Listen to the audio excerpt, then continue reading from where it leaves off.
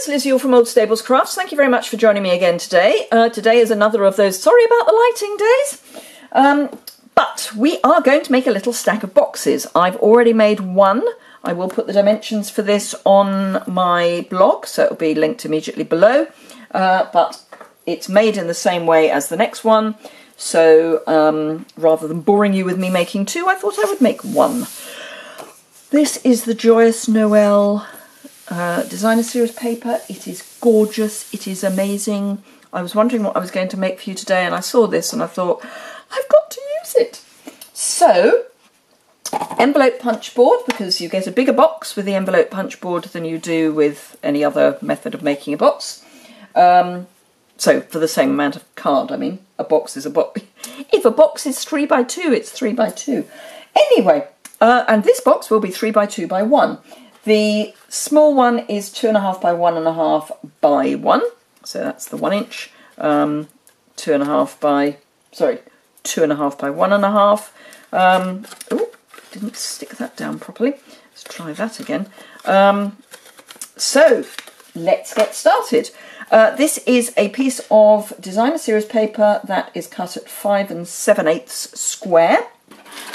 So we are going to score at 1 7/8. So way back here, 1 7/8. Punch and score, and 3 1/4. And punch and score. And then you just follow round, so you line up this little, it says score guide, so this little tick mark, you just line that up against the score that you've already made, and punch and score, and then slide it along to the next one, and punch and score. Now, because it's an oblong box, as in rectangular rather than square, every second side will be not the normal measurements, or not the starting measurements, but the odd numbers should line up to 1 7/8 and 3 1/4. So if you're slightly out, you may just want to... The problem with lining up with a score line is which bit of it do you line up with? So I always just check where I am to make sure that everything is, you know, there or thereabouts. But effectively you are just lining up with your score lines. And just punch and score and punch and score. And then I do like to round my corners. Apart from anything else, it's a nice round, but it also means that your flaps are slightly shorter, which I will show you when I finish this, why particularly on the other one that was important. It may work out that it's important on this one as well, but we will find out. Okay, get rid of those little bits. So why I say it was important, it goes right across. So if I hadn't rounded that edge, I would have had to have cut it off, which is fine. You can cut it off as well, but if you round it, as I say, it's just a bit prettier anyway. So just burnish your score lines. So wherever there is a score line. Now this paper is foiled. I think it's foiled on every sheet, but don't quote me on that. It's certainly foiled on most of them. It is a little thicker than our normal cardstock, normal designer series paper. It's not as thick as the Share What You Love. That's what I'm trying to think of. But it is definitely a card rather than a paper. Right. So on the fat edge, I'm just going to cut down the score line and wedge out. Tiny little bit coming out. You can leave it in, but I find you just get a neater finish if you just trim it out that little bit. And then repeat the other side. So down the score line. You're almost just trimming out the score line. So you're going down to the inside, if you like, of the score line, and then taking the score line off. And you end up with some little teeny weeny bits and just these flaps here. So you can use tear and tape, you can use multi-purpose liquid adhesive, you just need a tiny bit of that. That probably would be my adhesive of choice for longevity, but for speed of a video, I will use snail. We are only doing paper to paper, so it's not, you know, it's okay. But personally, I would probably, as I say, for longevity, use the multi-purpose liquid adhesive or the tear and tape.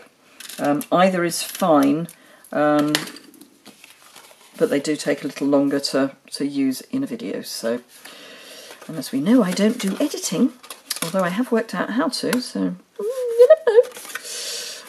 Although I always think that part of the charm of my videos is that they are sometimes a train crash television. So just stick all those sides together and sides in, and there is your basic box. And say we can nest them because they are proportionately the same size. I am actually just going to trim that. I didn't do a very good job of punching it, that's the problem. You can see it's not, I didn't round it terribly well, so I'll just nip its end off because it sits quite nicely otherwise. Although saying that, I think I might nip that off as well. It's poking out just a wee bit further than I want it to. But those ones are okay. It tends to be the smaller boxes that there is that issue. Let's just get that. Right, so this is the point at which you would put your goodies in, and then you can seal them up. So I will not be putting goodies in because I don't have any goodies to put in, but I will do the sealing up. Just a little bit of snail, and now obviously if you've got goodies in there, you've got something to push against. So in the meantime, I will put in my bone folder and push against that, and again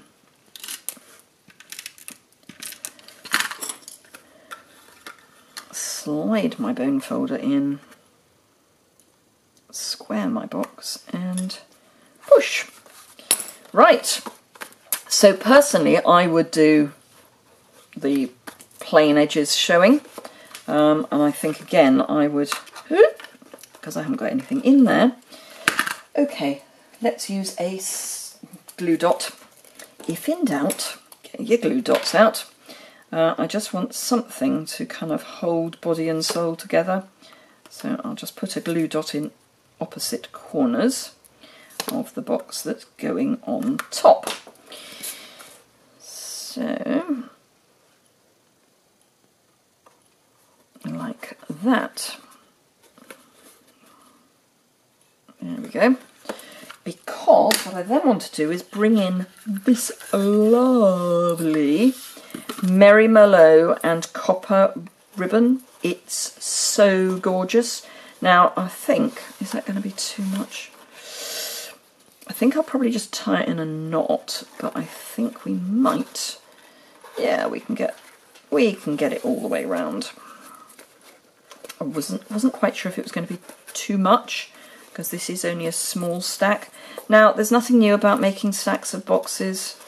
I accept that. This is, you know, not original, but it is ever so cute.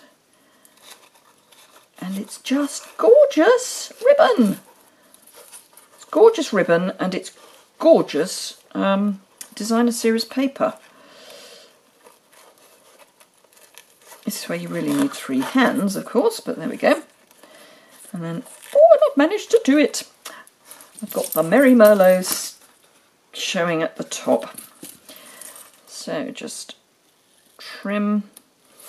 Whoops, let's get a sharper pair of scissors. I did clean my scissors, and they've got gooey again, so that's why they're catching. So let's use these for speed, and I shall clean my snips again. It's not that they're not sharp, because they are. They've just, I've got a little bit of glue just here. Anyway, there you go. Isn't that just the cutest little parcel? And so luxurious. Now, obviously, you can make a tag to go with it, and I will be making some tags over the course of the next few weeks because we've got Christmas coming, so why wouldn't I? So anyway, there you go. I hope you enjoyed that. I hope you agree that it really is the most gorgeous designer series paper. Look at that. And a really cute little bundle of boxes. So thank you very much again for watching. Do remember, bonus day vouchers can now be redeemed. You just copy and paste those into, there's a button that says manage coupons, and you just copy and paste those in there. And you will get £4.50 off for each voucher. If you are placing an order at my online store, which I hope you will, because I do love looking after my customers, then please, please, please use the host code, because then not only do you get a thank you card and a gift, handmade gift from me, you will also get to share in the host rewards. I send something different every month, so it's a bit of a mix. So for my regular customers, obviously, I don't want to send them the same thing every month. So it's a bit of a potluck as to what you get, but that's part of the fun. And it means that you may end up with things that you wouldn't necessarily order, but I hope they will be things that you will enjoy using. Thank you very much indeed for watching again today, and I look forward to seeing you very soon.